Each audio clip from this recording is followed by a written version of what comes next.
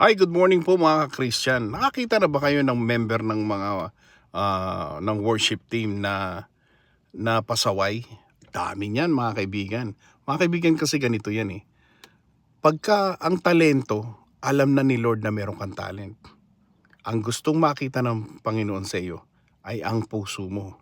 Kasi po, minsan nakakakita tayo ng mga pasaway na worship member, worship singers, worship leaders na darating ng late, tapos may attitude pa. Mga kaibigan, darating ng late at medyo demanding pa. Meron din po mga worship leader na matagal mag-post ng kanilang mga songs at tapos demanding pa.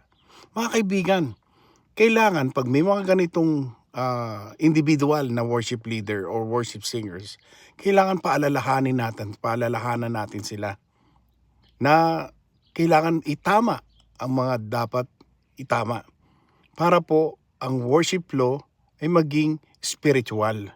Kasi mahirap po pagka ang tao ang nangunguna eh.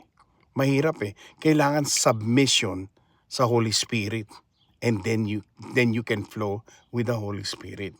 Mga kaibigan, mga Christian, pag may mga ganitong ating mga worship leaders, huwag kayong mag-atubili. Paalalahanan natin sila.